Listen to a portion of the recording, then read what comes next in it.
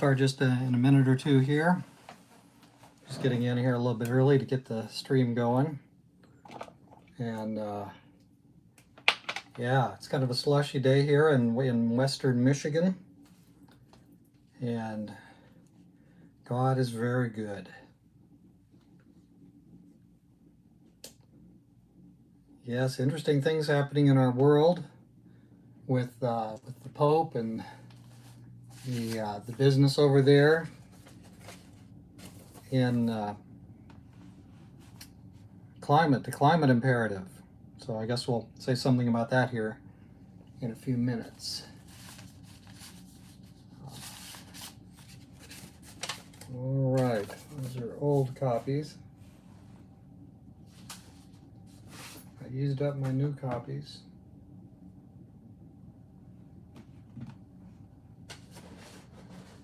I want to show you a current copy.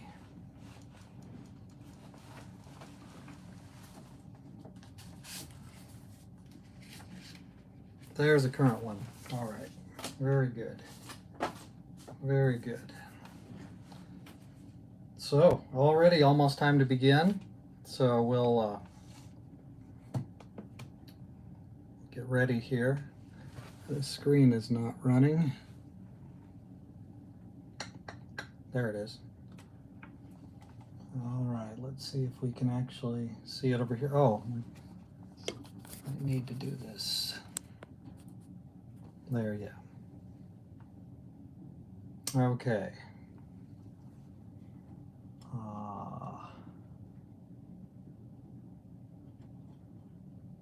Let's make sure I can see what you're all doing over here. And we'll leap at it. We'll leap right into it here. Full screen. There we go.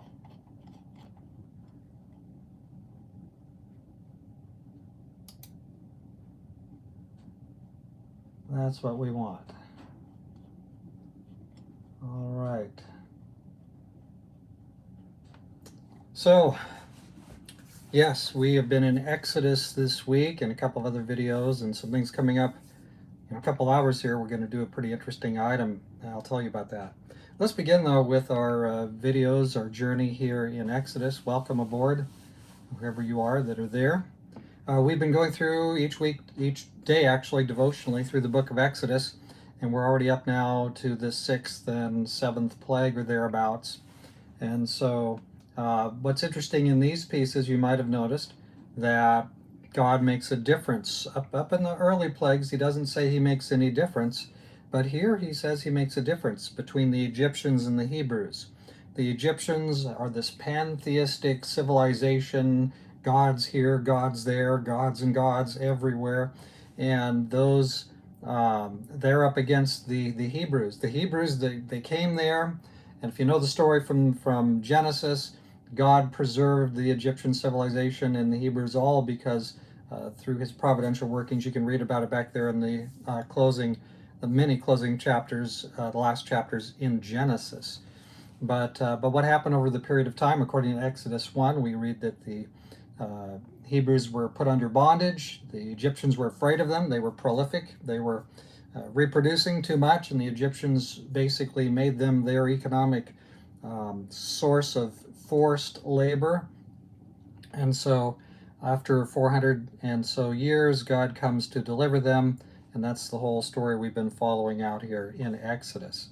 So just the build up to that was finally God sent Moses, and he told Pharaoh, "Let my people go. They are that's my firstborn. You know, you're dealing with me now. These are my people. I've claimed these people." And Pharaoh said, I don't know who this God is. I'm not going to let them go. Get lost. And so God said, okay, well, we'll do it that way. So onward we go, and after a period of time, Pharaoh wouldn't let them go. Onward comes the plagues. Plague number 1, number 2, number 3, number 4, and so on. We're working our way up in kind of a increasing crescendo, maybe kind of a curve, you know, one of these exponential curves. The first plagues were relatively light in their effect, The latter plagues are extremely strong in their effect, going all the way to the 10th plague. So we had water of the Nile turn into blood, which was really troubling to the Egyptians, because guess what? They believed that the Nile is a deity. And so here comes this God of the Hebrews. That's the quote, God of the Hebrews, and he has control over their deities and all their other deities. You know, the frog god and all that stuff. So God comes, and each plague seems to be worse. He multiplies the frogs. The magicians of Egypt appear to duplicate it, but they can't get rid of them. God gets rid of them. Every step along the way, God's stuff is superior. So we've kind of been going along, and now the plagues are suddenly we went up to a plague where God said, "Look, tomorrow I'm going to destroy your cattle, your livestock," and a lot of the wealth of a nation like Egypt is in its cattle. That's just in Africa, the cattle is a giant source of wealth, and so yes, God warned them. You don't want this to happen. You've got some time to sort it out, but Pharaoh wouldn't relent. And so, yeah, God goes ahead and pushes on Pharaoh. So here comes this plague. And now we've come to a plague here with the boils, and the plagues are just getting worse and worse. The magicians of Egypt actually here at one point tell Pharaoh, they say, "This is the finger of God." This is not, we're not in the league of charlatans. We're not dealing here with little magic tricks. We're not dealing here with something that's fake. Pharaoh, we want you to know that we, your top flight magicians, we're out of our league here. You're dealing with an actual deity. You're dealing with an actual deity who can make you cry uncle. I mean, they didn't quite say it that way. You don't talk to Pharaoh that way. But yeah, that's what we've got going on here. So the magicians have told Pharaoh in so many words, sort this out, make peace with this deity, because Egypt is being destroyed around our ears, and we can't have that. So Pharaoh is absolutely unrelenting. He starts making concessions, as you've noticed through the devotionals this week, because we're just reading out of the text and then briefly commenting on each text. So we're not really making up fun little stories as we go. We're looking at the Bible. So as we looked at this, the Pharaoh is given opportunity. He does not relent. He does not repent. He's just, he's just this way with God. Yeah, well, it's me versus you, and check it out. God could destroy him in a moment, not even a moment. But anyway, it's God versus Pharaoh, butting heads. And Pharaoh's head's getting crunched pretty good here, and we're not done yet. So we're going to be talking, I think I also announced in one of the videos this week, we're going to be talking about the hardening of the hearts issue. That's kind of a substantial issue here. And we're going to take some special look at that here, probably between the 9th and the 10th plague. So we're all the way up to plague number 7. We're moving very rapidly we're in the last set. There's 3 triads of plagues. And I put it in a chart, I can't remember, I think it's the one that went up this morning. I put that together there, and so you could see that chart. I actually borrowed most of it from Stewart's commentary. I put a note there. This was adapted from Stewart. Really fascinating, the comparisons between the first and the first series of 3 plagues, and the second series of 3 plagues, and the third series of 3 plagues, and then the 10th plague is like bombastically larger. So that the first 9 plagues kind of fit into batches of 3, and then the 10th plague is the ultimate. So we're working our way through there, and one of these videos, I believe it was this morning's video, you might not have seen it yet, but that one has a really fascinating chart. I didn't think of it. I'm just sharing with what some other people have noticed. And very interesting too how that destroys the structure of the 10 plagues in the book of Exodus actually really just utterly destroys the documentary hypothesis. Now, you may or may not have heard of the documentary hypothesis. The documentary hypothesis, choke on that phrase. That phrase, the idea is that there's 3 main editors, E, J, and P, the Yahwist, the Elohist, and the redactor. I forget which one is which. Supposedly, though, the Old Testament, the writings of Moses, are composed of this original priest. The P is the priestly source, and then there's editors have kind of taken pieces out and slipped stuff in and rearranged it, and the Old Testament is a hodgepodge of stuff that's been edited back and forth, in and out, and so that's kind of that's the theory.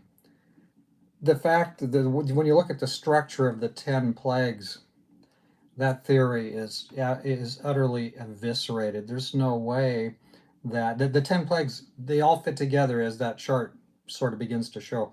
It fits together magnificently. God designed it. This is inspired. This is what God did. He inspired Moses. Moses wrote it out in the way that he wrote it out, and this is not something where a couple of editors came along and added a plague, and a couple came over here and changed this plague a little bit to this, and that obviously that's not what it is. So basically, the Bible itself, in this case, the 10 plagues within the book of Exodus, utterly destroys the theories of the documentary hypothesis. Anyway, that's kind of a higher scholarship thing. You probably never heard of it, and so we don't need to linger on it here, but it's just interesting how actually looking at the text, actually working with the text, you find that the Word of God is the Word of God, and so we can trust it. It is of one inspired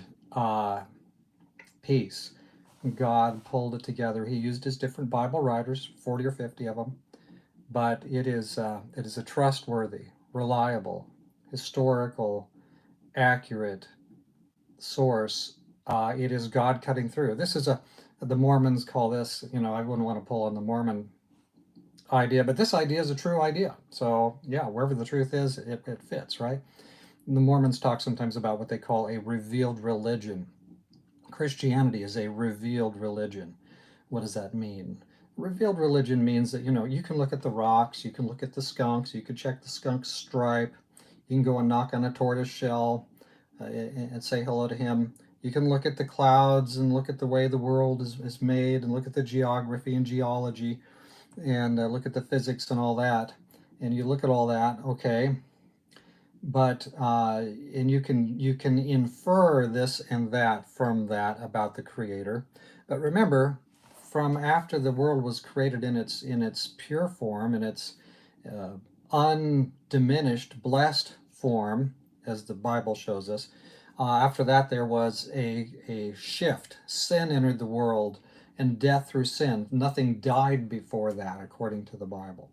So the world, the physical structures of our world itself, it is graffitied by sin. It is damaged by sin. So when you look at the tree rings in a tree that you've cut open, you look at the substance in a rock, you can infer and think that, well, the earth is this old or that old, by kind of going back, and you think there's these long ages. Well, maybe, but I'll tell you what, when you look at what the Bible shows us, it seems like the earth is not so old, nearly so old at all. A lot of these things are inferences drawn from observations of nature, and when we observe, but the thing is that nature gives us a distorted picture, like from day one. That nature's messed up. Nature can't take us back and give us a clear picture. So God then, because this is about, I'm trying to get to this about the revealed religion, God reveals himself in nature. Fine, that's true. In the beauties of nature, we definitely see. You go out and hang out by the beach a little bit, and you'll be awed, unless you're busy, sucking your cell phone into your brain. The beautiful things of nature are things that help us see and appreciate God. But God knows that we need a stronger, clearer source. There's a lot of things you can't get by just looking at a walnut. So here he gave us the Bible. And the Bible is basically his revealed religion, we could say. This is God breaking through all the graffiti, breaking through the apparent sometimes contradictions that we see between what we physically observe. And God's just telling us, by the way, I'll tell you what, I'm gonna give you the inside story. I'm gonna just tell you the way it really is. And so he gives us the Bible. So we look at the Bible and all of its different pieces, and we're blessed because we have here the insight into how to live. And so the Bible provides then all this insight. To me, one of the ways that it speaks the most, one of the greatest evidences that this tells us the way things really are is because of how the Bible shows us how humans are, the way that it describes human nature, the way that it describes the battles within us, the moral battles, the conscientious battles, the battles with lust and stress and sin and desire. The way the Bible describes that is unparalleled. There's no other description. I've looked at them. You can't say I've looked at everything, but I've looked into Eastern religions and this and that, and there's nothing that parallels the Bible's explanation for the way man is. Is this just one big lucky guess? No. Anyway, so we can be very thankful that God has revealed to us the things that we need to truly live and to truly be human. This is kind of the owner's manual, how to be human. How to be human. Ta-da, there it is. And yet mostly people ignore it. And then there's a lot of inhumanity in the world. See, I can kind of see how that works, Ignore the designer's instruction and see how that works out. So that's what we're seeing. Anyway, here in Exodus, showdown continues between Pharaoh and Moses, really between Pharaoh and God, really between Satan working through Pharaoh, God working through his agents, Moses and Aaron. And this is the great controversy. This is the battle between good and evil. This is the core, essential battle. This is self-renouncing love, God is love, versus self-serving, self-indulgent, it's all about me. That's what sin turns into. That's what sin is, rather. So this is this conflict between good and evil. It's the battle between love that does good for others, other love, and it's the battle between self-love. That's what we're all in. That's what you and I, we were born onto the battlefield. This is what we were born into. Congratulations, here we are. And we are unlike rocks and walnuts and chipmunks. I mean, we are moral creatures. God designed humans to be moral, and so we are different from all the other creatures. Sure, other animals have emotions and feelings and perhaps have different kinds of affection, for each other. I'm just saying that God made humans higher. We are a little bit lower than the angels, but we are made in the image of God. That's extraordinary. There's nothing else like that in the universe. And so we are blessed creatures, and you cannot escape it. Being human means you choose between right and wrong. Being human means you choose that way. That's all there is to it. And so a lot of us don't know how to be human. I don't know how to be human. I'm learning how to be human from the maker of humanity as I carry on in my walk and seek to be a disciple of Jesus, a follower of Jesus. So anyway, we're looking at the 10 plagues and ultimately what they're going to teach us. So many pieces, so many things about free will, some things about God's incomparableness. Nobody is like the God of heaven and earth. Nobody has his love or mercy. And we'll be continue looking at that on through the entire book of Exodus. There's about 40 chapters here. And actually, most of the book of Exodus addresses something which is really interesting in the wilderness called the tabernacle or the sanctuary. And so that's coming up. But first, the 10 plagues, the Exodus, Mount Sinai, the 10 commandments, and onward we'll go.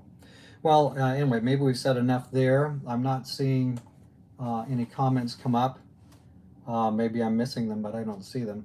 Let me tell you about a couple of other bits, a couple of other things that are. We put out a couple of other videos this week, or at least one other one on.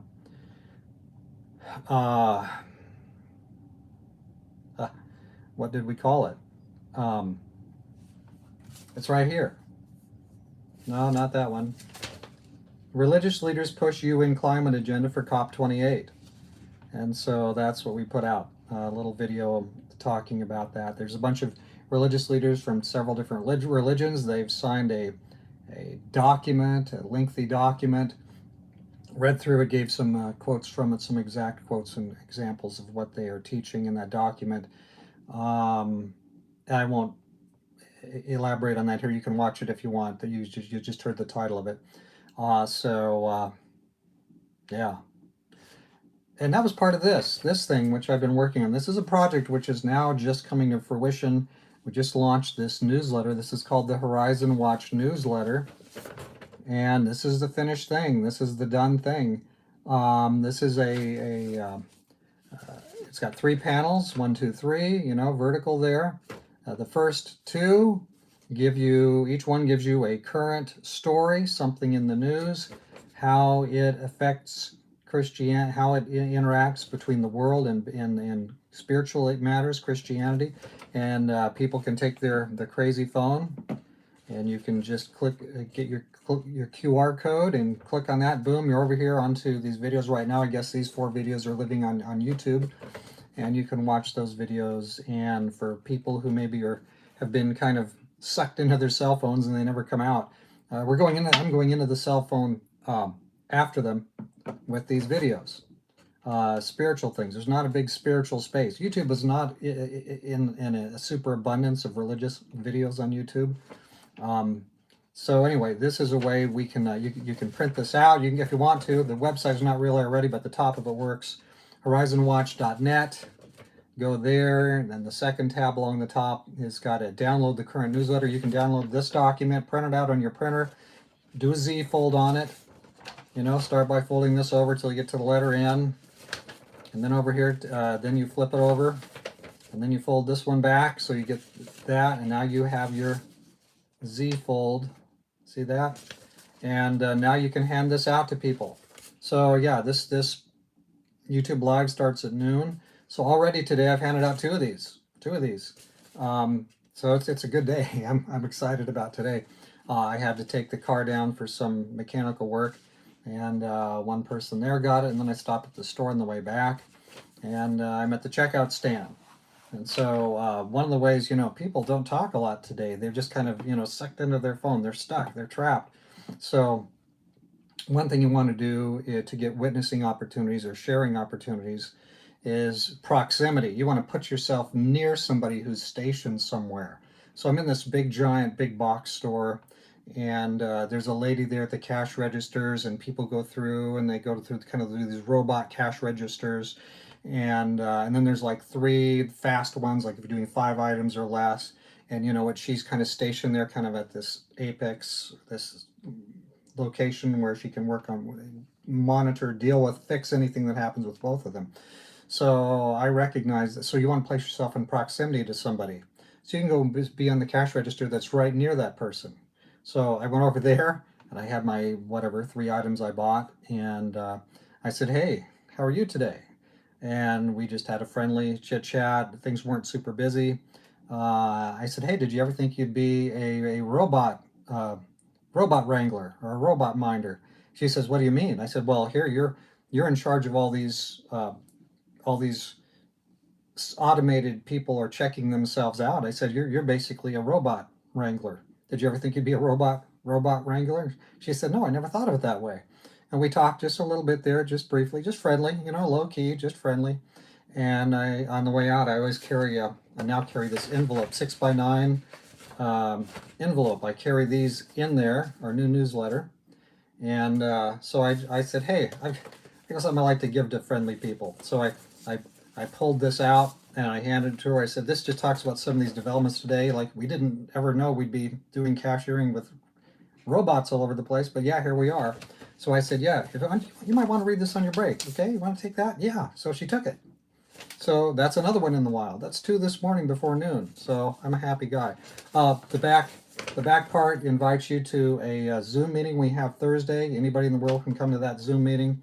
It tells you how to you can get there. There's a free download. You can subscribe to this newsletter there. That takes you to the website, which isn't ready yet, but part of it's ready. You can download. This gives you a free copy of this book. This book, The Great Controversy. This is an extraordinary book, 135 years ago, written and telling a lot of the very things that are happening today. So every story, consequently, in the newsletter is keyed to the Great Controversy. You know, like this page. Go to page 588 and 589 if you want to follow up on this current story. Look at what it says in 588 and 589. And then what's there? There's a new, every month we'll put in a Bible study. This is a Bible study I've developed, and we're going to probably work on that Thursday night in our in this meeting, the Zoom meeting, if anybody comes. So these are just starting out in the wild. Probably almost nobody knows about that or will be there. But I can tell you already, this newsletter's been already opened in Italy. It's been opened in London, and it's been open already in many of the time zones of the world. And it's just getting started. So praise the Lord. A little opportunity. It's a kind of like a living tract, and it is a way to kind of connect with people. Look, they'll watch every kind of millions of nonsensical or in things that don't matter, maybe some of it, most of it, very much. Just entertainment, just kind of grinding down your brain cells, waiting to die, that kind of entertainment. People will watch that stuff all day long. Well, why not something about how we're designed? We're designed as moral creatures. Why not, hey, so what have we got here? The Great Technocratic Reset. There's a short video on that. Doing some follow-up since the things that have happened these last 3 years since 2020. Pope Francis' Cultural Revolution. Very little reported on, almost none. Substantial change that the Pope has made. 4-minute video. Bring you up to speed on that. Then we have this Church of England, activate same-sex blessing. Lots of people watch that video, over between 2,000 to 3,000 views on that one, which for me is like almost the maximum I've ever had. Anyway, people are putting comments all over the place there. Lots of interesting talk. And then this one on the current thing right now. We're right in these, they're having these meetings, climate agenda, and that stuff is happening right now. So I've got to restock my envelope because we ran dry, used them up, and now I got to put some more of these in. And go up there and get your own copy. Print out 10 of them and hand them out to people. It's time. I mean, it's kind of late in Earth's hour, isn't it? So be ready. This is going in my car as soon as I finish reloading it.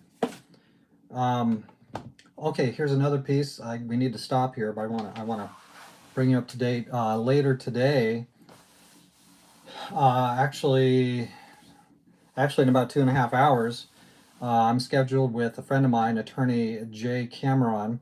We are going to get together, unrehearsed, and in fact, I'll be studying between now and then some more. I studied a little bit while I was at the automobile shop today, but yeah, here's some of it.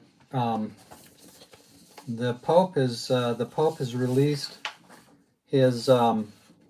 The big thing he got sick and he couldn't go.